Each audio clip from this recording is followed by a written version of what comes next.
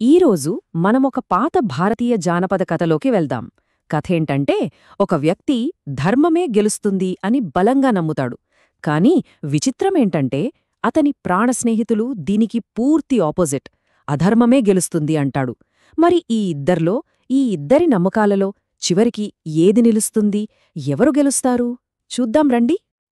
అసలు ఈ కథ మొత్తానికి మూలం ఈ ఇద్దరు స్నేహితుల మధ్య ఉన్న ఈ తేడానే. ఒకరేమో మంచే గెలుస్తుంది, న్యాయమే నిలుస్తుంది అని నమ్మే రకం. ఇంకొకరేమో అబ్బే అదంతా ఉత్తమాటలు, మోసం చేస్తేనే, అన్యాయం చేస్తేనే గెలవగలం అని వాదించే రకం. మరి ఇంత పెద్ద తేడా ఉన్నప్పుడు వాళ్ల స్నేహం నిలుస్తుందా? ఈ సంఘర్షణని తట్టుకుంటుందా? సరే, ఇప్పుడు మన కథలో ముఖ్యమైన పాత్రలను చూద్దాం. వాళ్ల పేర్లే వాళ్ల గుణగణాల్ని చెప్పేస్తాయి. ఒకరు రాకుమారుడు సుబుద్ధి. పేర్లోనే ఉంది కదా, సుబుద్ధి అంటే మంచి బుద్ధి కలవాడు. ఇక అతని స్నేహితుడు దుర్బుద్ధి అంటే చెడు బుద్ధి కలవాడు. ఇతను ఒక మంత్రి కొడుకు. వాళ్ళిద్దరి మధ్య ఉన్నది నిజంగా ఒక విచిత్రమైన స్నేహం. ఎందుకంటే వాళ్ళిద్దరి క్యారెక్టర్లు పూర్తి ఆపోజిట్. అయినా సరే చిన్నప్పట్నుంచి ప్రాణస్నేహితులు. ఊళ్ళో జనాలు సుబుద్ధిని చూస్తే ఎంతో ఇష్టపడేవాళ్లు, కాని దుర్బుద్ధిని మాత్రం అసహ్యించుకునేవాళ్లు. దీంతో దుర్బుద్ధికి ఎప్పుడూ ఒంటరితనమే. సుబుద్ధి తప్ప అతనికింకో స్నేహితుడు లేడు. అందుకే సుబుద్ధి కూడా నిన్ను ఎప్పటికీ వదలను అని మాటిచ్చాడు. కాని వాళ్ల నమ్మకాల మధ్య ఉన్న ఈ తేడా వాళ్ల బంధాన్ని ఒక పెద్ద పరీక్షలో పెట్టబోతోంది. ఇక్కడే ఒక విచిత్రమైన సంఘటన జరుగుతుంది. ఒకరోజు దుర్బుద్ధి చాలా సిగ్గులేకుండా ఒక మాట అడుగుతాడు. ఒరే, మనలో నీకు నాకంటే ముందే పెళ్ళైతే ఒక్కరోజు నీ భార్యను నాకు ఇస్తావా అని. చూడండి, ఎంత దారుణమైన కోరికో. కాని సుబుద్ధి స్నేహం మీదున్న నమ్మకంతోనో ఏమో ఆలోచించకుండా సరే అనేస్తాడు. ఆ చిన్నప్పుడు సరదాకి చేసుకున్న ఆ మాటే వాళ్ల జీవితాల్ని తలకిందులు చేస్తుందని వాళ్లకప్పుడు తెలీదు. వాళ్ల మధ్య ఉన్న ఆ తేడాలు కేవలం మాటలతోనే ఆగిపోలేదు. ఒక వేటకి వెళ్ళినప్పుడు వాళ్ల స్నేహం ద్రోహంగా మారుతుంది. అదే సమయంలో కథలోకి దైవం కూడా ప్రవేశిస్తుంది. అంతా ఒక వేటతో మొదలవుతుంది. ఇద్దరూ ఉదయాన్నే ఒక జింక వెంటపడి దట్టమైన అడవిలోకి వెళ్ళిపోతారు. తీరా చూస్తే సాయంత్రానికి దారి తప్పిపోతారు. ఆకలి, దాహం, నీరసించిపోతారు. అర్ధరాత్రికి ఎలాగోలా ఒక చెరువు దగ్గరికి చేరుకుంటారు. కాని అక్కడ నీళ్లు తాగాక వాళ్ల మధ్య మళ్ళీ అదే గొడవ మొదలవుతుంది. ధర్మమే గొప్పది అని ఒకరు, అధర్మమే గొప్పది అని మరొకరు. ఆ వాదన కాస్త ముదిరి పెద్ద గొడవగా మారుతుంది. ఆ కోపంలో దుర్బుద్ధి ఒక దారుణమైన పనిచేస్తాడు. తన వాదనే నెగ్గాలని తన స్నేహితుడి మీద దాడిచేసి అతని కళ్ళు పీకేస్తాడు. అంతే, సుబుద్ధి చనిపోయాడనుకుని అక్కడే అడవిలో వదిలేసి వెళ్ళిపోతాడు. ఇది మామూలు ద్రోహం కాదు, స్నేహానికి జరిగిన ఘోరమైన అవమానం.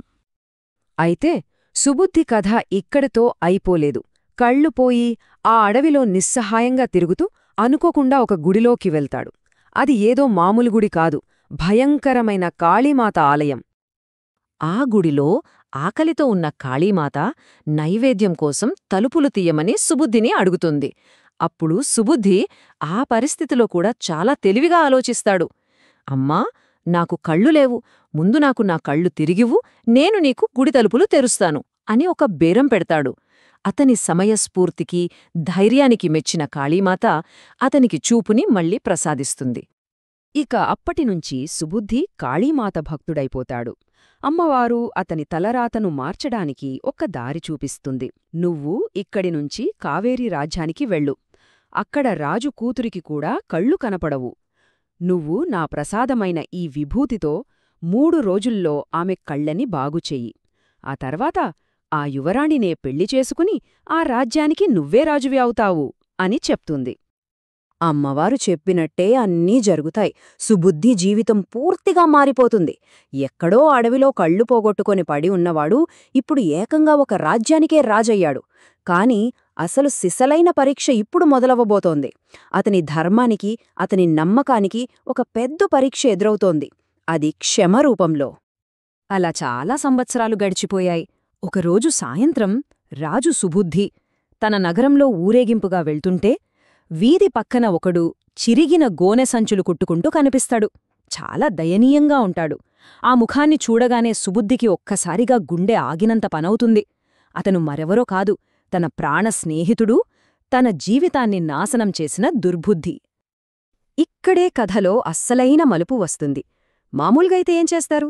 తన కళ్ళు పీకేసిన వాణ్ణి చూస్తే కఠినంగా శిక్షిస్తారు.